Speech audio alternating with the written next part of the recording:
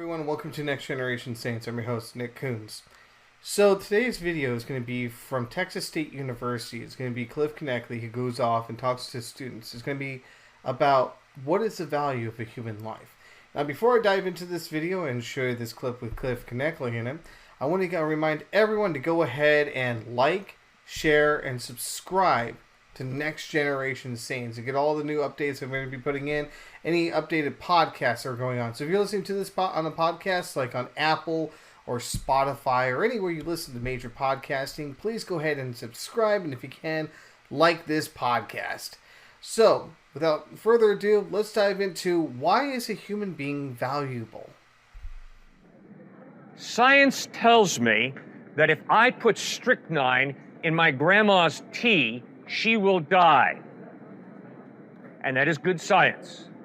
Science never once answers the question, should I put strychnine in grandma's tea to kill her because she's got a lot of money and I want that inheritance now? That is not a scientific question. That is a philosophical, ethical question. Those two issues are not contradictory. They are different compartments. Hey, let me ask you, what's the color green smell like? See, that question shows that I'm really confused. Two different categories, color and smell. The color green does not have a smell. What is the smell of middle C on the piano? That's a ridiculous question. Why? Because they're two different categories. That's exactly the way it is with science and faith in Christ. Science does not contradict Christ, the Bible, or God, but science is a different field of knowledge. It's the field of knowledge that is concerned with process. What is the process of nature, of the human body, of the universe? What are the natural laws? How do they work? And that is a very important part of knowledge. But I can promise you, if you go on a scientific date, it's going to be pretty horrendous. Because on a date, you're trying to connect with a human being. You're not trying to connect with a scientific theory. And if you don't keep that stuff straight, you're going to have a pretty miserable life.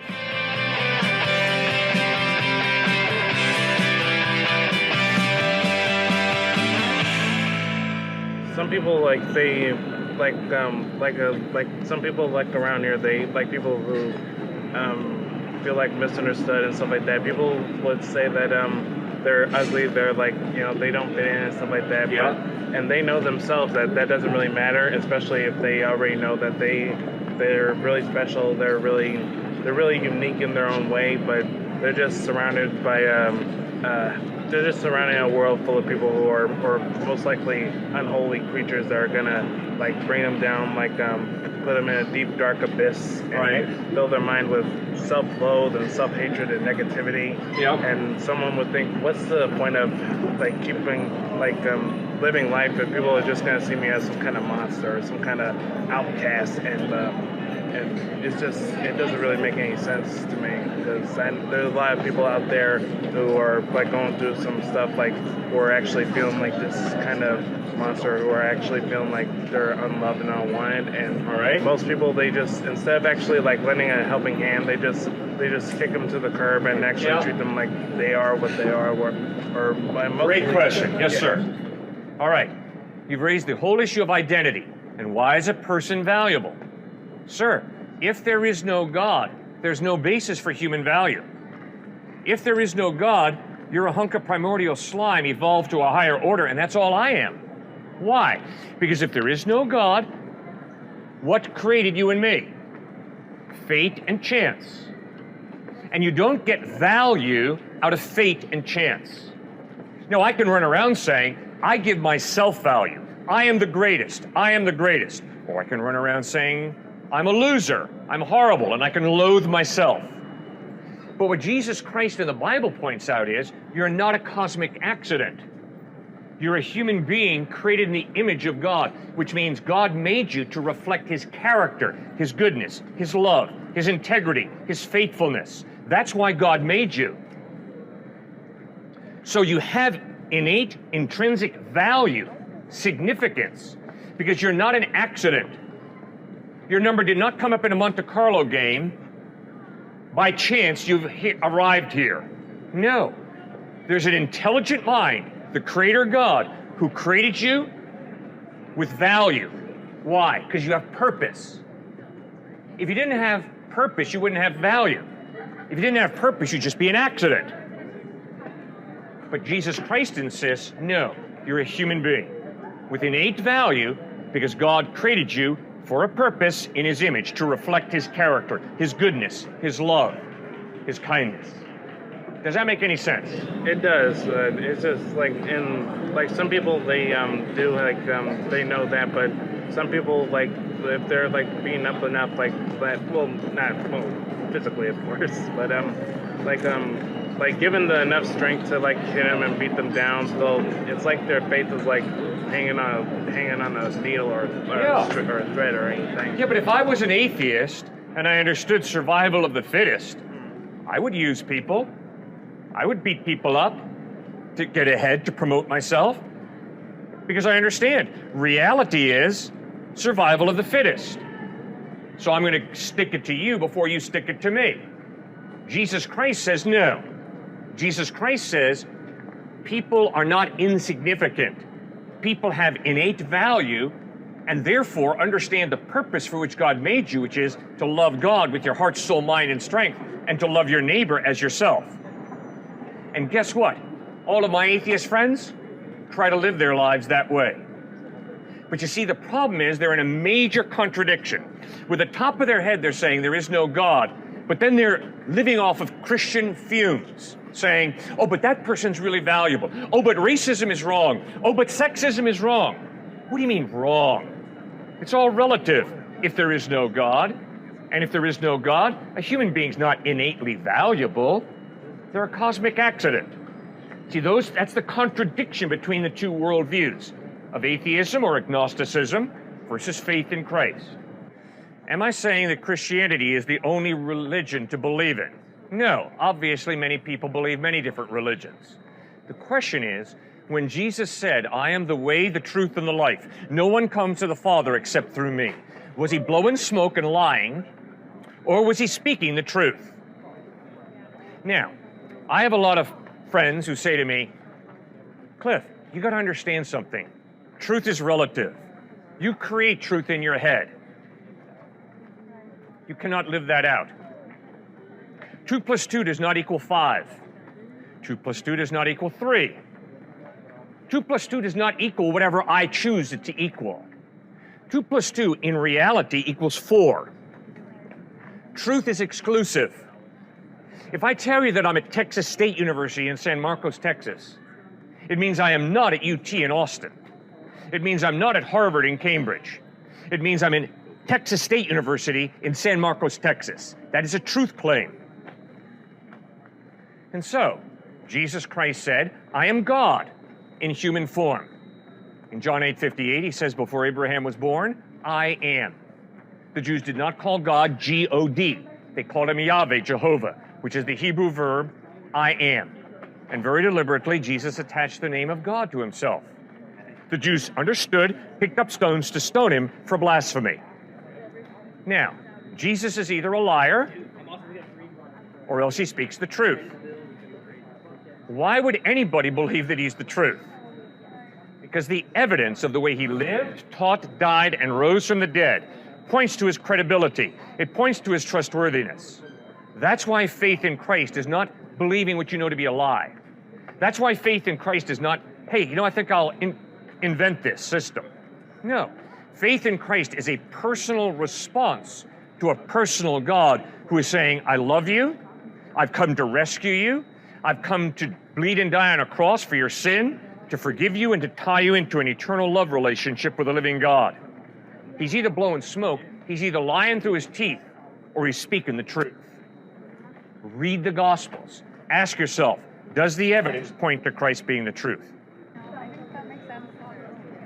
Now, do you come out of Where are you from? You're from India? Yes, I'm from India. From India? Yeah. Okay, So so you it's just know. that growing up, I've seen a lot of other religions. So Yeah. it's difficult to say when you say that this is it and that is not it. Yes. Okay, good. Let me ask you. In India, when you cross a street, I would argue it is either the bus or you in the middle of the street. It's not both the bus and you occupying the same point in the middle of the street. See, the law of non-contradiction has a ridiculously high probability rate. 100 times out of 100. A and non-A cannot both be true at the same time in the same place. It's either the bus or you in the middle of the street. So please don't walk out in front of the bus. Because if you think that the bus and I can occupy the same place at the same time, you're sadly mistaken. And reality is going to smack you up on the side of the head. Does that make any sense? Yeah. Great. Yes, sir. Just divine revelation is a justified, just gives justification for belief. Okay, good question. Hi, my name's Cliff. What's your name? Mary? Ariane. Ann? Okay. Not only am I being rude to Ariane, but I'm being incredibly arrogant.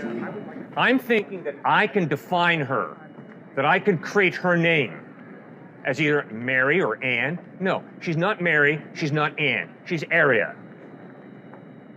In order to develop a relationship with a human being who is not a scientific equation or a mathematical formula, I have to have the humility to accept what she reveals of herself.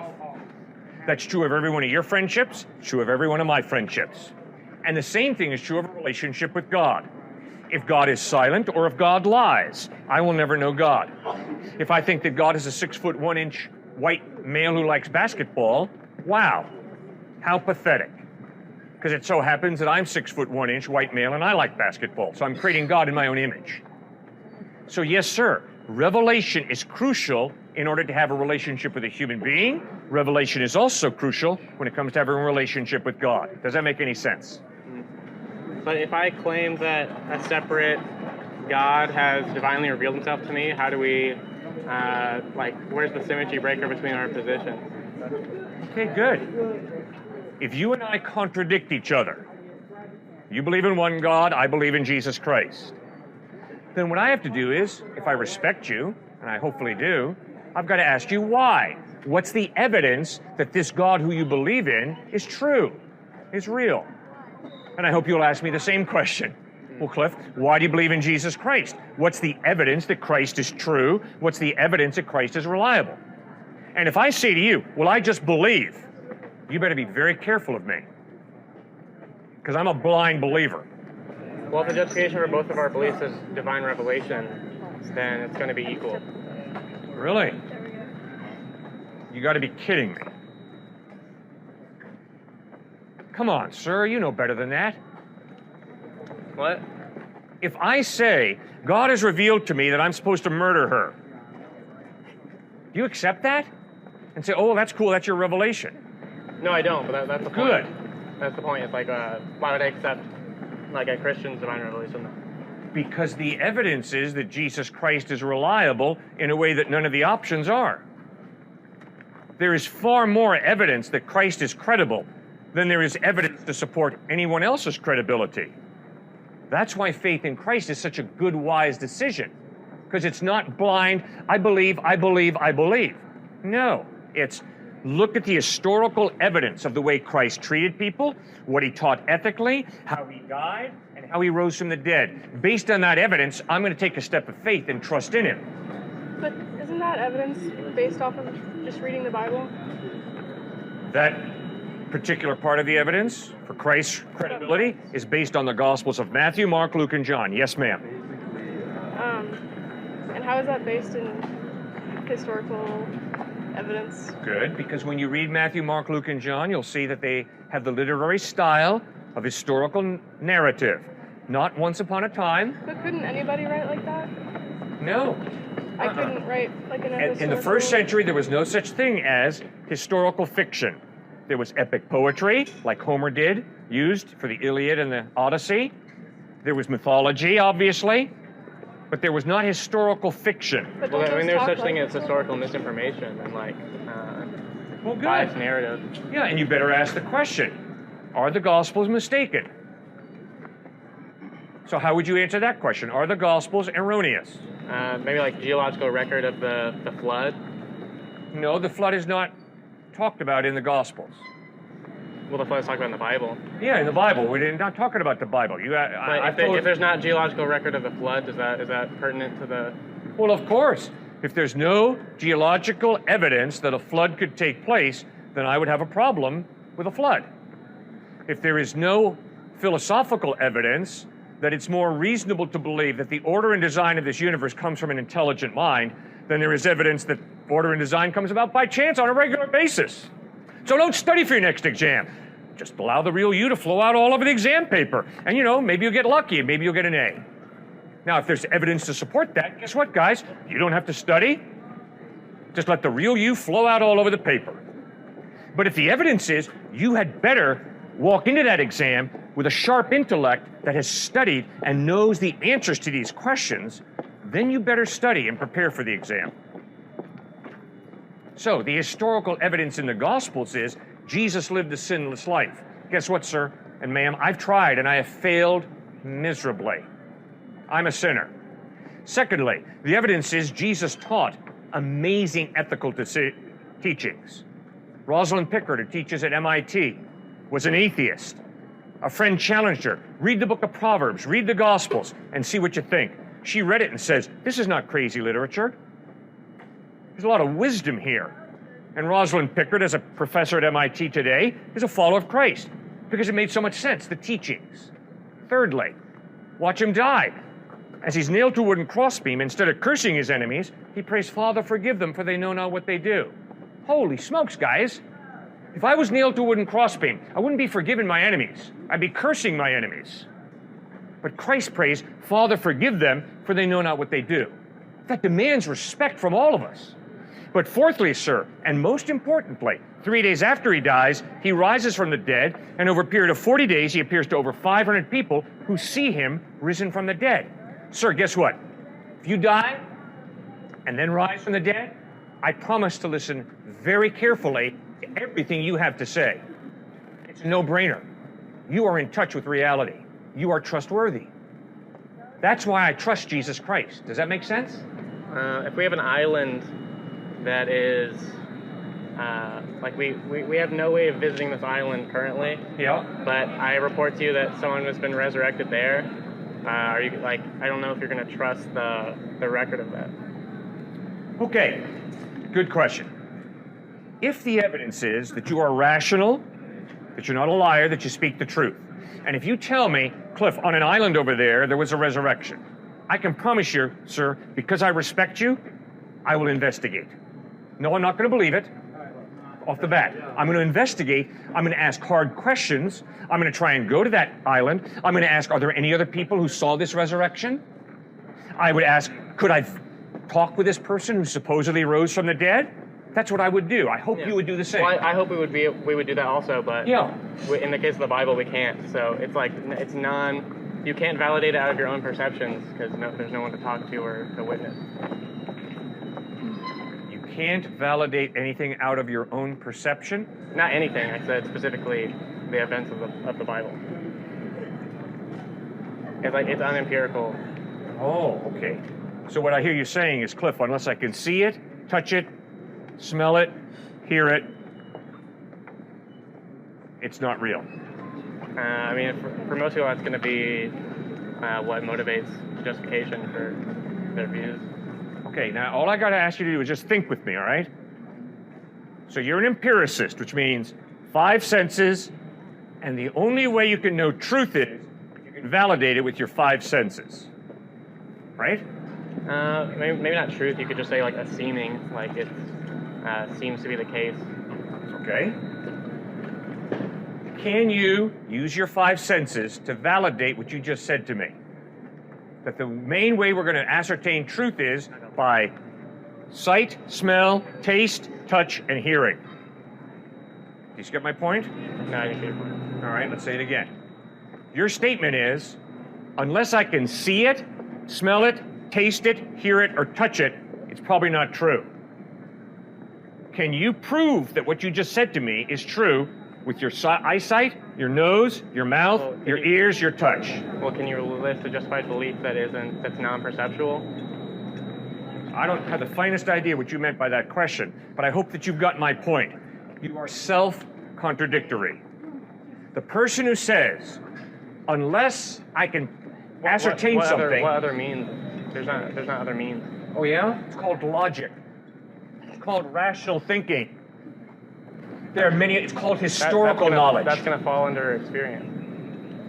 Yeah, well, experience is not one of your five senses. Your five senses are sight, smell, taste, Well, they're composites. touch, and hearing. Those are composites of experience.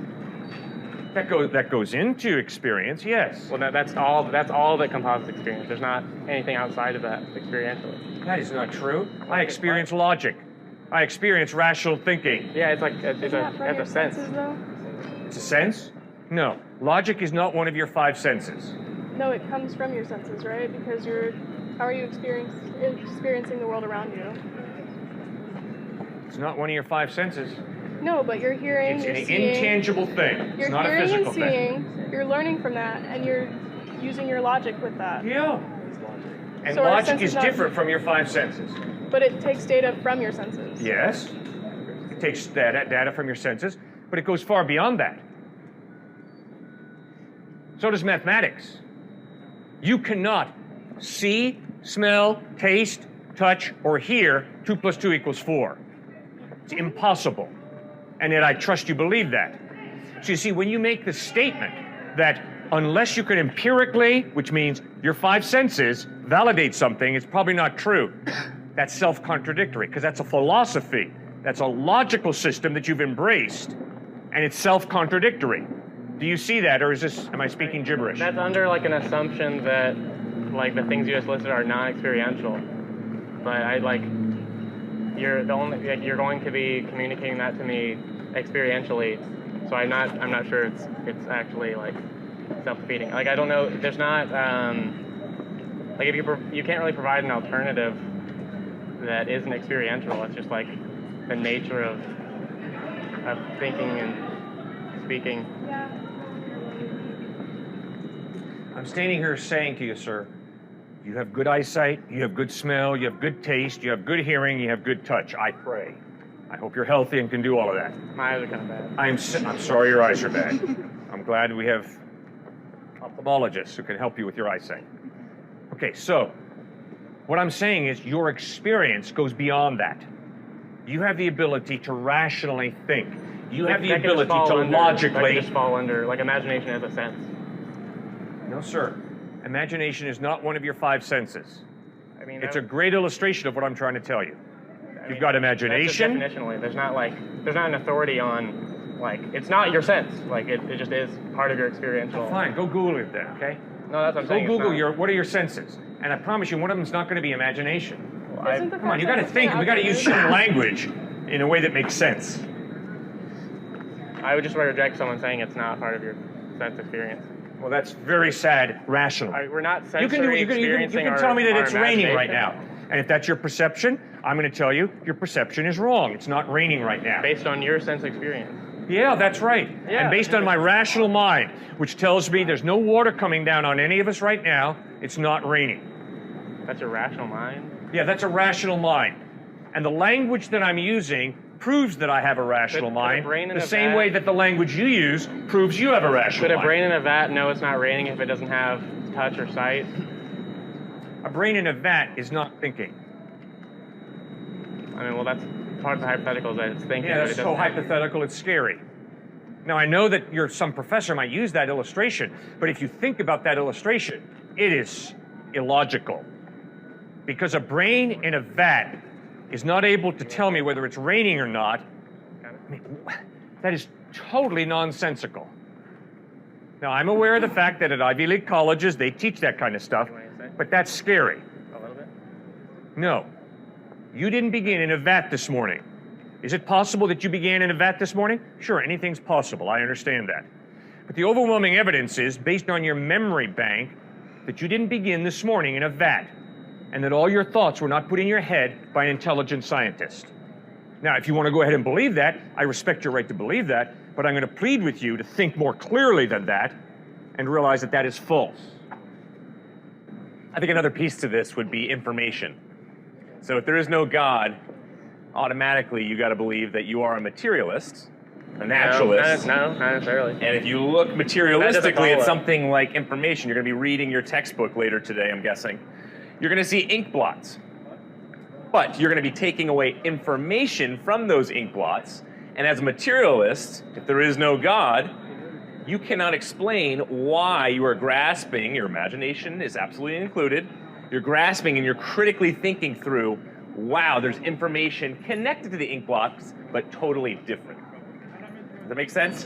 That didn't follow, actually. Like, the very first part of it didn't follow. It's not, Why didn't it follow? like, to reject the Christian God is not to, like, automatically become a materialist. There's also, like, materialist theories of information processing. Like, that's not... What is that? That's not like a... Like, What it's is not... that? What? What is that? Well, you could be like a deist and think that, like, there is a creator, but he's not A revealed. deist is a theist. You believe there's a God. Deist isn't necessarily a deist. Absolutely it is. I mean, Deist is sure. basically the definition, as Thomas Jefferson believed, is a God that is very aloof and distant, doesn't really care about us. Well, yeah, he doesn't See, reveal so you're himself. just reinforcing the point I just made. Well, I'm saying that, like, it doesn't necessarily follow from rejecting the Christian God that you lose something like... I didn't say the Christian God. I Okay, said God. just Any God. A deist God is fine. Any God. So if I just say I have a deist God, you're fine. You don't want to convince me of, like, the Christian God. If you ask me, no, I do not necessarily want to convince you. I do not want to say, hey, you have to be a Christian and strong-arm you into the faith. No, I want to I say respect you, have respect to. your free will. Do I believe it is the way, the truth, and the life to eternity? Yes, I do. But I'm not going to strong-arm you into eternity. It's not strong army, but you're here to propagate the idea, right? Propagate? Sure.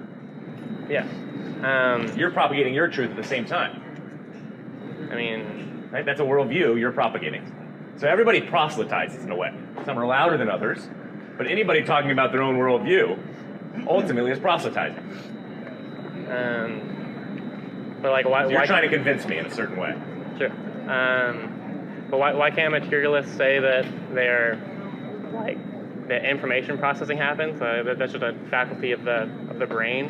Like, I don't think that's inconsistent. I don't understand. But for the same reason, you cannot, as a materialist, ultimately explain something like consciousness. Abstract thinking. You see the rose, you see yourself seeing the rose. You think about meaning and purpose in life. That's abstract thinking that has nothing to do, ultimately, in being just the brain, just neurochemicals.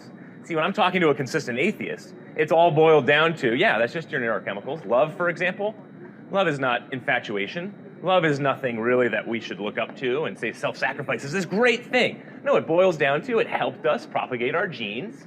It helps us really extend the gene pool. That's not mutually exclusive. It can be both. It can be like a Okay, how can it be thing. both? As materialist, how can it be both if you're going to be Because consistent? the former was just like an emotional like interpretation of that. It's like just an attitude. You said it's not a great thing. Something being great isn't in virtue of like, if that's in virtue of what I like about it. So it's like I can say that is equally mysterious and great, just as how it arose as the latter case. Like, But it's just totally subjective and arbitrary because it's ultimately just your neurochemicals Well, firing in a certain if you kind of just way. say Because you're fully reductionistic, right?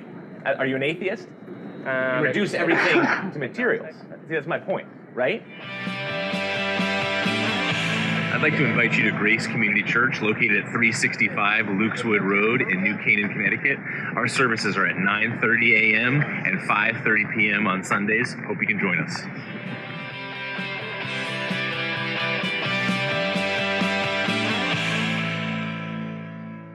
Everyone, welcome back to Next Generation Saints. I'm your host, Nick Coons. I hope you really enjoyed this video. I hope you enjoyed plenty more from Give Me an Answer on all other stuff that I bring to Next Generation Saints, and it continuously brings you back to this channel to be continuously blessed. Again, I want to remind you guys, if you like this video and other ones like this, please like and subscribe wherever you may listen or watch podcasts at all. And give Cliff Connectley a shout out, or go over to his thing of Give Me an Answer. So, until next time we meet again, may God richly bless y'all, my dearly beloved.